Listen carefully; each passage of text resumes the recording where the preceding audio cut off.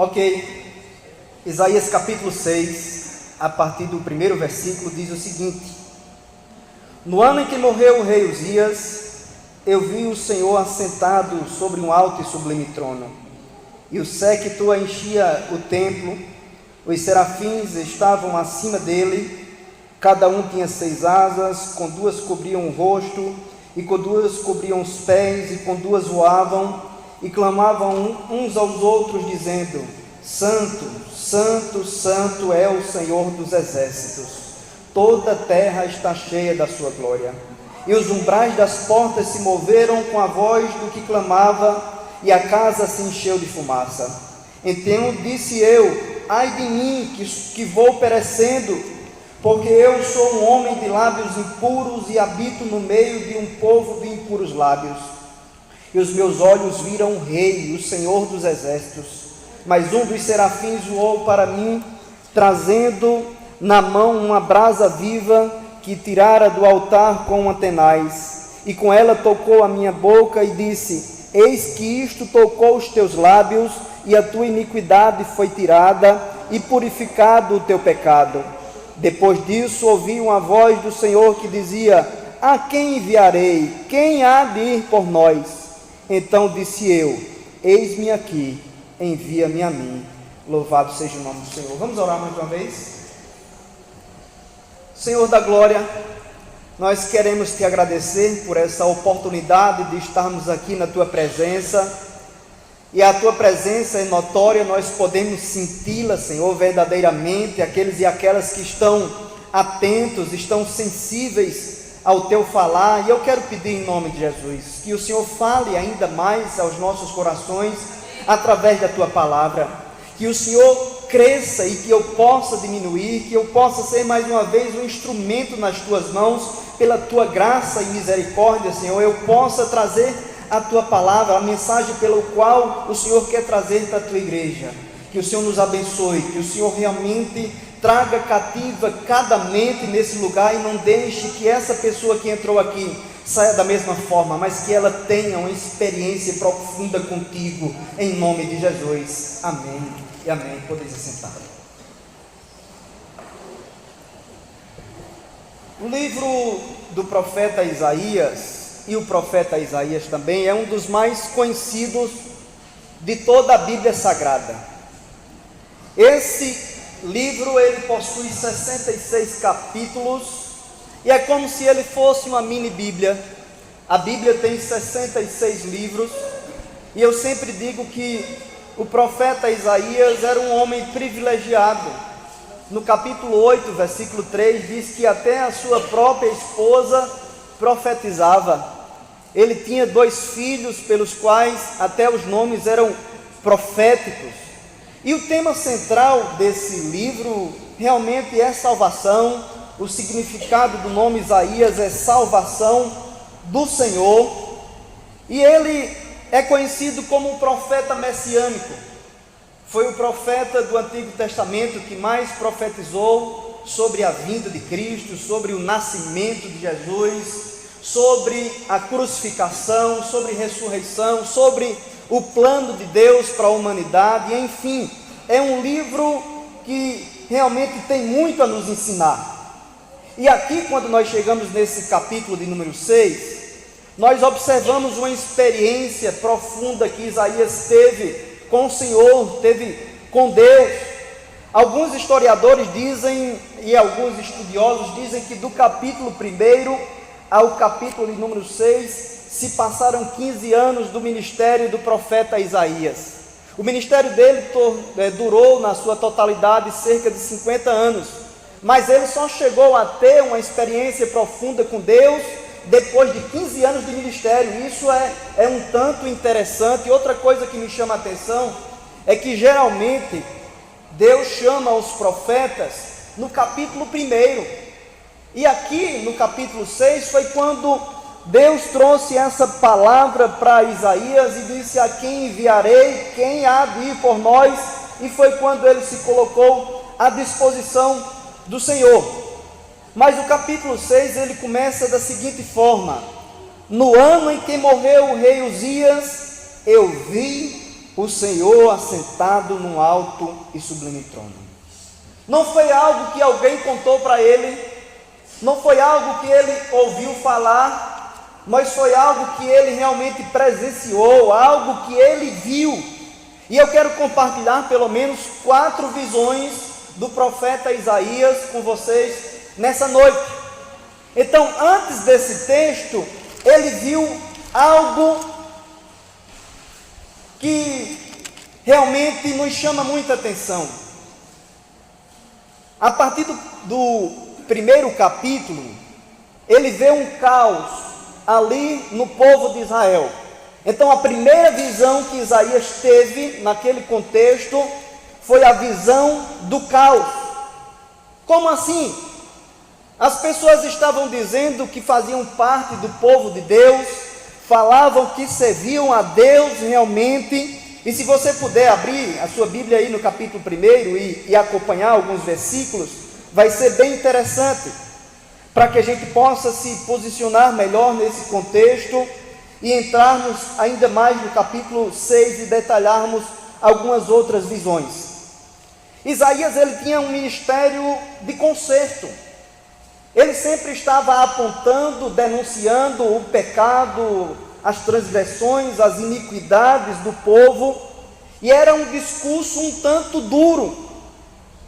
E diz assim no capítulo 1, versículo 4: ai da nação pecadora, do povo carregado de iniquidade. Na parte final diz que eles deixaram o Senhor. Ou seja, vocês estão realmente carregados de pecado. Vocês viraram as costas para Deus. Isaías está denunciando essa situação, e quando ele está denunciando o pecado, Deus então faz com que Isaías compare o pecado a enfermidades físicas. No versículo 5, na parte final, ele diz o seguinte: toda a cabeça está enferma e todo o coração fraco, desde a planta do pé até a cabeça, não há nele coisa sã, senão feridas e inchaços e chagas podres. Então, depois de fazer essa comparação, no versículo de número 11, ele faz um diagnóstico mais preciso, quando ele diz o seguinte: de que me serve a mim a multidão dos vossos sacrifícios, diz o Senhor, já estou farto dos holocaustos de carneiros e da gordura de animais. E por aí vai. Deus agora está dizendo: olha, o que é que adianta vocês falarem que me servem? Do que é que adianta vocês falarem que realmente fazem parte do meu povo, e a vida de vocês é uma vida pela qual não glorifica o meu nome? E Deus começou a ficar um tanto enjoado, um tanto abusado daquela situação do povo ir para a casa de Deus, levar sacrifício, levar holocausto, e quando saía de lá, a vida era totalmente diferente. Eles viviam uma mentira, viviam a prostituição, eles viviam uma vida dupla. Na igreja levantava a mão, dava glória a Deus, aleluia, levava os dízimos e ofertas, era um povo um tanto religioso. Então que quando nós chegamos no versículo 13, na parte final, diz o seguinte: não posso suportar a iniquidade, nem mesmo o ajuntamento solene.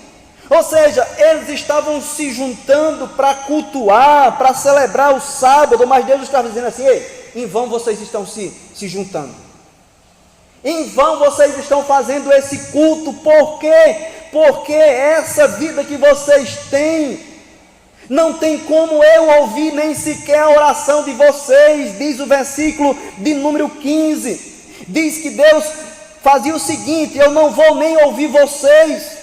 Vocês estão com as mãos cheias de sangue, eram pessoas criminosas, mas aí sempre Deus dá o conselho: lavai-vos, diz o versículo 16, purificai-vos, tirai a maldade de vossos atos de diante dos meus olhos, e cessai de fazer o mal, aprendei a fazer o bem, praticai o que é reto, ajudai o oprimido, fazei justiça ao órfão, tratai da causa das viúvas. Aí ele faz o convite: convite no versículo 18: vinde, então, e argue-me, diz o Senhor, ainda que os vossos pecados sejam como escarlate, eles se tornarão brancos como a neve, ainda que sejam vermelhos como o carmesim, se tornarão como a branca lã. Se quiserdes e ouvirdes, comereis o melhor dessa terra. Mas se recusardes e fordes rebeldes, serei devorados à espada, porque a boca do Senhor o disse. Como se fez prostituta a cidade fiel, ela estava cheia de retidão, a justiça habitava nela, mas agora homicidas. Deus mostra a ferida, mas também Ele mostra a cura. Deus está falando constantemente a nós: olha como está a tua vida, você está tendo uma vida dúbia, você diz que serve a Jesus, diz que é cristão, vem para a igreja, levanta as mãos, louva ao Senhor, mas como é que está a tua comunhão, a tua santidade realmente com Deus? Como é que está a minha comunhão também? E então ele diz: olha, se você quiser. Então não é só uma atitude de Deus, mas é uma atitude do ser humano também querer e dizer assim: Senhor, eu quero que a tua vontade realmente prevaleça sobre a minha vida, que os meus desejos sejam repreendidos, aquilo que não faz parte de ti, que não venha à flor da minha natureza carnal, mas que realmente a tua vontade prevaleça sobre a minha vida. Isso tem que ser um desejo meu, um desejo seu. Mas o texto diz que há a possibilidade de nós recusarmos. Diz Deus dizer assim: olha, o teu pecado é esse, aquele e aquele. Volte-se, deixe esse pecado, se arrependa. E eu fico a admirar que termina muitos cristãos se acostumando com o pecado, e os anos vão se passando, e eles vão recusando a palavra de Deus, vão recusando aquilo que o Espírito Santo fala, e continuam a mesma vida. Mas isso é algo momentâneo, porque Deus faz de tudo para atrair o seu povo e para que alguém se renda aos seus pés. Nem que Ele mande uma prova, nem que Ele crie uma circunstância ou permita que uma circunstância chegue até nós para que a gente tenha essa experiência profunda com Ele. Foi o que Deus fez com Isaías. Enquanto Isaías profetizava, ele ia lá para o rei Uzias e era protegido. Era muito cômodo. Quando ele chegava lá e denunciava o pecado do povo, o povo muitas das vezes queriam pegá-lo. Oxe, que conversa é essa, rapaz? Isso aí não é de Deus, não. Isso aí é coisa tua que você está falando, a gente vai te pegar, profeta Isaías. E ele corria lá para o rei Uzias e ficava lá, era protegido. Mas eu quero dizer que chega um momento que Deus tira até o Uzias para nos confrontar. Aquilo que está sendo muito cômodo para mim e para você, de repente Deus diz o seguinte: se você está se apegando a isso aí, eu vou tirar para que você tenha uma experiência profunda comigo. Deus começou então a enviar algumas coisas. Diz no capítulo 1, versículo de número 28: mas os transgressores e os pecadores serão juntamente destruídos. Olha só, uma palavra de juízo. E os que deixarem o Senhor serão consumidos. E a partir dali, nós observamos no capítulo 3, que aí Deus tirou o pão, tirou a água, tirou o suprimento daquele povo. A cidade ficou um tanto desolada. Deus disse o seguinte: eu vou permitir que os inimigos cheguem até vocês, os homens serão mortos, as mulheres não vão ter nem com que se casar. Olha a situação que Israel ficou. Tudo isso para o povo se arrepender, para o povo se curvar, para o povo se voltar para Deus. Eu fico impressionado quando a gente fala coisa desse tipo. Algumas pessoas dizem: não, que conversa é essa, que Deus jamais iria fazer isso. Pelo menos é o que a minha Bíblia está falando. Quando nós vamos até Amós capítulo 4, mostra lá um povo desobediente também, e Deus manda problemas na colheita, Deus manda doenças, Deus faz muitas coisas e o povo não se rende. Aí quando chega no capítulo 4 de Amós, versículo 12, ele diz: então prepara-te, ó Israel, para te encontrares com o Senhor teu Deus. Se tudo isso não resolveu, agora eu vou lá ao teu encontro. Aí Deus marca um lugar, Deus cria uma oportunidade para Ele se revelar, para Ele falar a mim, a você. E eu digo que sempre é um encontro transformador. Jacó passou muitos anos distante de Deus, enganou o seu pai, fez aquela trapaça, mas certo dia Deus o esperou no vale de Jaboque, e ele disse: eu vi Deus face a face, eu me encontrei com Deus e Ele mudou a minha vida. O encontro com Deus tem que mudar a nossa vida. Moisés matou aquele egípcio, o enterrou, e quando nós chegamos em Êxodo capítulo 4, versículo 24, diz que Deus o esperou no caminho da estalagem para matá-lo. Deus disse o seguinte: eu vou ter um encontro com Moisés. Hoje ele tem que decidir quem ele quer servir, se a mim ou se não a mim. Nós precisamos decidir. Quando estávamos louvando aqui, a irmã Luciana disse: olha, quando nós cantamos o quê? Somos totalmente teu. Às vezes a gente canta muita coisa desse tipo: o meu coração é só do Senhor, e às vezes nós não estamos dessa forma. Então o contexto que Isaías viu, a primeira visão que Isaías viu, foi um contexto de caos, e hoje também nós estamos vivendo esse contexto. Para aplicar essa palavra, para aplicar esses primeiros capítulos do profeta Isaías, nós temos agora que nos lembrar dos nossos dias. Será que é diferente? Será que o povo que tem vindo, muitas das vezes, a igreja evangélica, tem só aumentado a quantidade de pessoas e as vidas não estão sendo transformadas? O problema é esse muitas das vezes. Mas nós precisamos expressar através das nossas vidas que Cristo está em nós. O apóstolo Paulo falou, sabe o quê? Não mais vivo eu, mas Cristo vive em mim. Nós não podemos negociar com o pecado, nós não podemos nos acostumar com o pecado, mas o pecado tem que ser algo que nos dê nojo. Não é aquele pecado de estimação, não. Pelo contrário, Senhor, tem misericórdia de nós. Senhor, o que é que está havendo no nosso meio? É o quê? Murmuração, contenda, mentira, fuxico, é o quê? Então nós começamos a observar algumas situações no meio do povo evangélico, que realmente nós estamos também vivendo um caos nesses dias.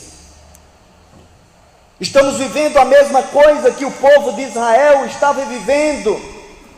Vai para a igreja, caminha, coloca a Bíblia debaixo do braço, vai para a casa de Deus, e muitas das vezes não ama o próximo, não ama o irmão. É uma mensagem dura.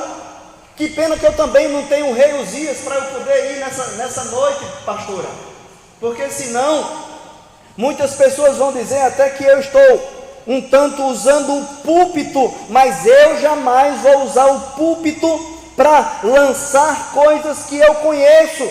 Não, eu simplesmente estou pregando a palavra que Deus me deu, e essa palavra também me atinge em primeiro lugar. Então eu quero convidar você, sabe ao quê? A fazermos a diferença no meio desse contexto. Isaías fez a diferença. Quando ele teve aquela visão do caos, ele disse: não, eu não vou ser mais um no meio dessa geração, não, eu vou ser diferente. Eu vou fazer diferente, eu quero adorar em espírito e em verdade, eu quero ter uma comunhão realmente verdadeira com Deus, não é simplesmente falar da boca para fora, mas ter uma experiência profunda. Aí foi quando ele se encontrou com Deus. Eu quero dizer que nessa noite, Deus marcou um encontro comigo e contigo nesse lugar. Agora, como nós vamos sair daqui? Aí só você e Deus sabe. Isaías saiu dali transformado, porque a segunda visão que ele teve, vá agora ao capítulo 6, foi que ele viu o Senhor assentado sobre um alto e sublime trono. Eu fico imaginando essa cena. Algumas Bíblias dizem sobre a orla das vestes de Deus. Aquele lugar foi enchido de fumaça, de glória. O templo não aguentou aquela presença. Houve como se fosse um terremoto, estremeceu ali. E não tinha outra coisa a não ser os serafins falarem: santo, santo, santo é o Senhor dos exércitos. Toda a terra está cheia da sua glória. Porque quando a presença de Deus se manifesta, nós temos que expressarmos a nossa adoração. Então, Isaías viu um Deus soberano, um Deus que não se estressa, um Deus que não perde o controle da situação. Deus estava lá sentado, olhando tudo aquilo ali, mas Deus sempre está no controle da história. Quando a gente começa a observar tantas coisas ruins que acontecem, parece até que o diabo está vencendo, mas o diabo não está vencendo. Deus simplesmente está olhando, mas na hora que ele se levantar do trono dele, ou simplesmente liberar uma palavra, tudo é solucionado. Agora, se você me perguntar por que Deus permite algumas coisas, eu não compreendo. E acredito que ninguém pode compreender, porque a mente humana é limitada, e a mente de Deus, ela é ilimitada. Então nós não entendemos o trabalhar de Deus muitas das vezes, mas uma coisa acalma o meu coração, é que Deus é soberano e está no controle de todas as coisas. Eu não sei o que você chegou enfrentando aqui nessa noite, mas eu quero dizer a você: Deus não perdeu o controle. Deus está no controle da tua vida, Deus está no controle da tua família, do teu ministério, dos teus negócios. Deus não perdeu o controle, ponto final. A última palavra é a dele. E eu quero dizer a você que em meio a esse caos, você tendo um encontro com Deus, não pare de adorá-lo, continue dizendo: santo, santo, santo é o meu Deus, toda a terra está cheia da sua glória, só Ele é digno de louvor, de adoração, a Ele seja tributado todo o louvor realmente, porque Tu és o Senhor dos senhores, Tu és o Deus dos deuses, o Senhor é o único Deus verdadeiro. Você pode expressar a adoração qual seja nessa noite a Deus. Não deixe a situação fechar os teus lábios, calar os teus lábios, não. Isaías viu aquilo ali, viu a presença do Senhor. É como que Abacuque fez certo dia uma oração, quando tudo estava muito difícil. Aí Abacuque diz o seguinte: porquanto ainda que a figueira não floresça, nem haja fruto na vide, o produto das oliveiras minta, e os campos não produzam mantimento, as ovelhas da malhada sejam arrebatadas, e nos currais não haja vacas, todavia eu me alegrarei no Senhor, e exultarei o Deus da minha salvação. Abacuque estava dizendo: olha, pode estar difícil como for, mas a minha alegria é o meu Deus. Eu vou exultar, eu vou me alegrar em Deus, ainda que não tenha descanso, porque a figueira servia para dar ali, fazer sombra para os viajantes descansarem, ainda que a oliveira minta, não houvesse ali o azeite para passar nas feridas, ainda que não haja saúde, ainda que não haja mantimento, ainda que não falte todas as coisas, mas independente disso, eu não vou deixar de adorar a Deus.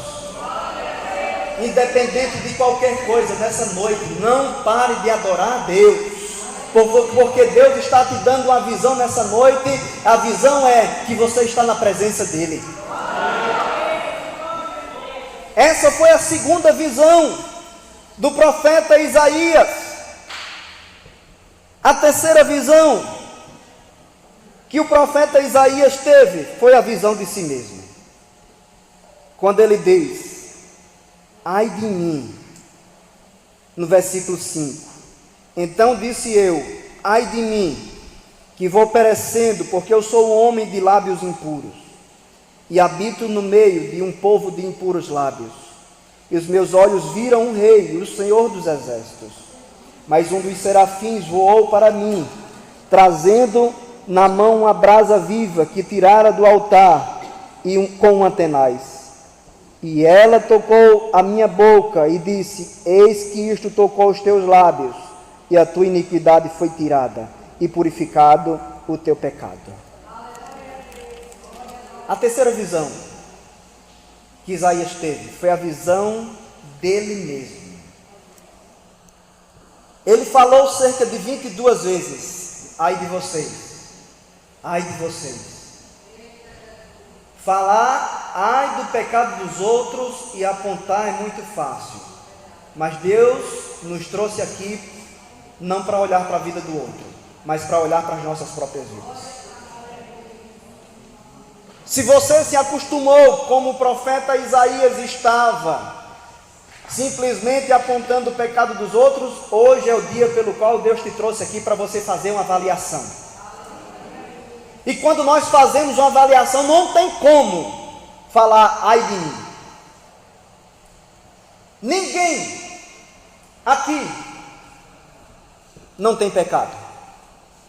Infelizmente isso acontece ainda nas nossas vidas. Então por isso que nós temos que chegar diante de Deus e dizer: ai de mim, Senhor, que a tua graça, a tua misericórdia me ajude, que a tua graça se manifeste. E foi isso que aconteceu com o profeta Isaías.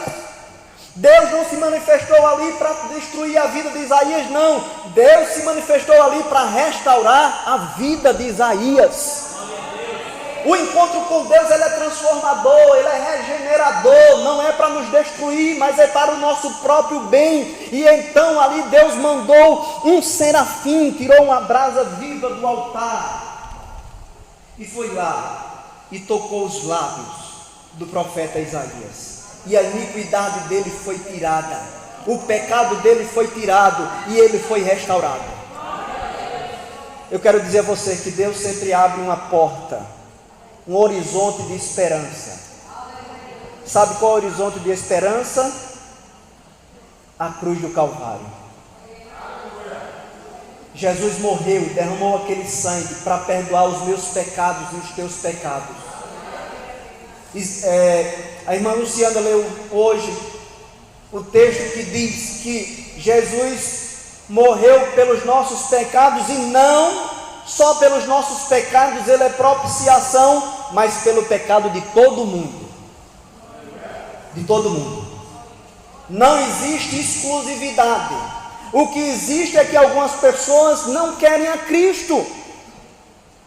Ele não separou os queridinhos dele, não, esse aqui eu morri por eles, e esses aqui não, eu não morri por esses vão para o inferno. Eu não vejo desse jeito, não. Eu vejo que Deus amou o mundo de tal maneira que enviou o seu Filho unigênito, para que todo aquele que nele crê não pereça, mas tenha vida eterna. A oportunidade é para todos. Deus que quer que todos cheguem ao pleno conhecimento, a Bíblia diz isso. Deus não quer perder a ninguém. Ele diz que há festa no céu quando um pecador que se arrepende. Lucas 19:10 diz que ele veio buscar e salvar o que se havia perdido. Você estava perdido e você foi achado, você foi trazido à casa do Pai. E você acha que Deus vai abrir mão da tua vida? Porque você caiu mais uma vez? Porque você pecou mais uma vez? Não, ele diz o seguinte: Deus não espera que a gente seja perfeito, jamais. Ele espera que sejamos quebrantados e arrependidos. E quando Isaías chegou ali e disse: ai de mim, e ele confessou o pecado dele, ele disse: eu tenho os lábios impuros. O pecado de Isaías era o quê? A língua. Ele confessou. Eu não sei qual o pecado que você tem que confessar. Eu sei da minha vida, eu dou conta da minha própria vida. Eu vejo, eu tenho que ter, você que tem que ter essa visão também da sua própria vida. Como você está diante de Deus, como eu estou diante de Deus. Hoje é noite de Santa Ceia e o apóstolo Paulo dá uma orientação: examine-se o homem a si mesmo. Hoje é dia de exame, hoje é dia de avaliação, mas também hoje é dia de restauração, é dia de perdão de pecado. Aquilo que o diabo tem feito de tudo para te tirar da presença do Senhor, nessa noite eu quero repreender na autoridade do nome de Jesus, porque o meu Deus, o teu Deus é maior, e nós somos lavados e remidos no sangue do Cordeiro. Jesus passou por tudo aquilo ali, mas no terceiro dia Ele ressuscitou, Ele vive para todo sempre. Ele está no nosso meio nessa noite, liberando perdão, liberando restauração, liberando unção, liberando vitória, liberando bênção para um povo que se curva diante dele. Precisamos ter essa visão. A quarta visão que o profeta Isaías teve foi uma visão da necessidade de se entregar totalmente. O versículo 8 diz o seguinte: depois disso ouvi a voz do Senhor que dizia: a quem enviarei? Quem há de ir por nós? Então disse eu: eis-me aqui, envia-me a mim. Você pode dizer nessa noite: Senhor, eis-me aqui? Com mais convicção: Senhor, eis-me aqui. Amém. Isaías nunca tinha se entregado realmente totalmente. Nós não estamos falando aqui de uma pessoa incrédula, mas uma pessoa que exercia até um ministério. Uma pessoa que estava na igreja constantemente. Essa era a situação dele, mas não estava entregue totalmente nas mãos do Senhor. E muitas das vezes o problema é esse, que só se entrega em parte. Senhor, visita essa área da minha vida, essa, mas essa aqui não, deixa quietinho aí, não mexe nisso não. Às vezes eu chamo do quarto da bagunça. Geralmente, nas casas se tem algum lugarzinho que vai jogando aquelas bagunças, né? Coisa que quando a gente vai fazer uma limpeza, de vez em quando eu acho alguma coisa. Para que eu guardei isso, hein? Não serve de nada, lixo. Não, joga lá em cima da laje. Joga lá em cima da laje. É pneu velho, é resto de cerâmica, é pedaço de madeira, daqui a pouco dá cupim, é aquela bagunça toda. E quando sobe para procurar alguma coisa, não acha nada que preste. Eu digo: Jesus, às vezes na vida espiritual é assim. Deixa o cantinho lá reservado, senão o meu pecado eu não quero abrir mão. Jesus, não toque nele, porque ele me alegra, ele me satisfaz. Mesmo eu estando na igreja, eu vou te adorar, eu vou glorificar o teu santo nome, mas nisso aí não mexa não. Mas Deus está nos chamando a nos entregarmos totalmente diante dele. A partir dali a vida de Isaías foi totalmente diferente. Ele começou a dizer: olha, a unção despedaça o jugo, porque eu experimentei isso. Eu quero dizer que a unção de Deus está despedaçando o jugo sobre a vida daqueles que estão em pecado nessa noite. Ele começou a dizer: olha, nenhuma ferramenta contra ti prosperará. Aquilo que o diabo está preparando, eu quero profetizar em nome de Jesus, que não vai prosperar contra a tua vida, nem contra a tua família. Nessa noite vai ser tudo desfeito em nome de Jesus. O laço está sendo quebrado para a glória de Deus. Ele dizia, sabe o que? No capítulo 42, versículo 3, a cana quebrada, ela não vai ser pisada não. O diabo está querendo pisar em você, mas eu quero dizer que nessa noite, a cana que está quebrada, que está arriada, Deus vai levantar e vai glorificar o nome dele sobre a tua vida. É isso que o diabo quer fazer, quer derrubar, quer pisar, quer destruir. Mas Deus quer restaurar, Deus quer realmente fazer com que tudo seja desfeito para a glória dele. E então o desafio é: estamos diante da visão da necessidade de se entregar totalmente. Quando nós nos entregamos totalmente, nós somos restaurados completamente. E quando nós somos restaurados completamente, não tem como nós não compartilharmos isso com outras pessoas. Aí a partir do versículo 9 até o versículo 13 desse capítulo 6 de Isaías, aí o texto nos demonstra um povo cego, um povo que não compreendia nada de Deus. Aí Deus então chama Isaías e diz: a quem enviarei? Quem há de ir por nós? Ele diz: eis-me aqui, envia-me a mim. Sabe por quê? Porque ele foi completamente restaurado. E ele disse: Senhor, que o Senhor me use para a honra e glória do seu nome. Então eu quero profetizar nessa noite que cada um de nós vamos ser ainda mais instrumentos de Deus nesse ano de 2015. Deus vai te usar para ganhar vidas para Jesus. Eu não sei se você parar para pensar aí, quando foi que você ganhou alguém para Jesus?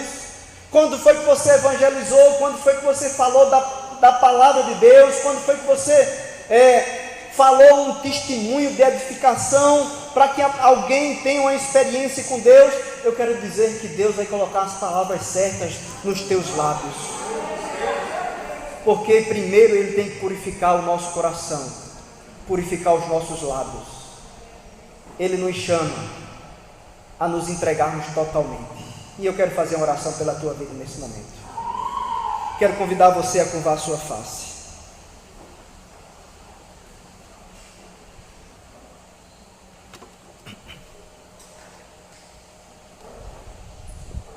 Assim como Isaías teve algumas visões. Fique com os olhos fechados e pense na primeira visão que Isaías teve. Um caos, pessoas distantes de Deus, pessoas perdidas, pessoas desobedientes ao Senhor. Mas aí ele entrou no templo, assim como você entrou no templo nessa noite, e ele viu o Senhor. Ele viu o Senhor, uma visão linda. Ali os serafins estavam voando. Você pode na sua mente criar essa imagem, serafins voando sobre aquele lugar, sobre o trono, Deus assentado no alto e sublime trono, e eles dizendo: Santo, Santo, Santo é o Senhor dos exércitos. Toda a terra está cheia da sua glória. E quando ele viu aquilo, ele disse: ai de mim, é o momento de mim, de você falar ai de mim, mas também é o momento de Deus dizer: sabe o que? Eu vou liberar sobre a tua vida perdão, eu vou liberar sobre a tua vida restauração. Eu não sei o que você fez, meu irmão e minha irmã, mas em nome de Jesus, o perdão de Deus está disponível para mim, está disponível para você. Nós não estamos perdidos não, mas nós estamos sendo restaurados pelo poder que há no nome de Jesus, pelo poder que há no nome de Jesus. Então que nesse momento você possa dizer como Isaías disse: Senhor, eis-me aqui, Senhor, faz o que o Senhor quiser da minha vida, que a tua vontade soberana prevaleça sobre mim, Senhor, prevaleça sobre essa igreja, prevaleça sobre esse povo. E assim como Isaías saiu dali diferente, Senhor, eu quero pedir em nome de Jesus que essas pessoas que entraram aqui, Senhor, saiam diferentes nessa noite. Pessoas que chegaram aqui tristes, que elas possam sair daqui alegres. Pessoas que chegaram aqui enfermas, possam sair daqui curadas. Pessoas que chegaram aqui com pouca fé, que saiam transbordantes, Senhor, com um ânimo restaurado. Pessoas que chegaram aqui frias, que elas saiam com um coração aquecido, porque a nossa igreja é conhecida como o povo do coração aquecido, Senhor. Que é aquilo que o diabo tem tentado fazer para travar, para atrapalhar o crescimento dessa igreja, nós nesse momento repreendemos na autoridade do nome de Jesus. Nós dependemos de Ti, Senhor. Nós dependemos de Ti, Senhor. É o Senhor que dá o crescimento. A Tua palavra diz que um planta, outro rega, mas quem dá o crescimento é o Senhor. Então eu quero profetizar em nome de Jesus, Senhor, crescimento em todas as áreas, Senhor. Crescimento na área espiritual, na área financeira, Senhor. Crescimento em todos os aspectos. Esse ano de 2015, eu creio em nome de Jesus que esse ano vai ser um ano de uma grande colheita, Senhor. O Senhor tem nos ensinado isso e nós não podemos ficarmos olhando para trás, não. Nós temos que avançar e dizer: o Senhor dos exércitos está conosco. O Senhor dos exércitos se revelou a Isaías e nessa noite o Senhor dos exércitos está entrando com providência na tua causa nessa noite, em nome de Jesus. Ó Deus, gera em nós esses corações contritos e quebrantados.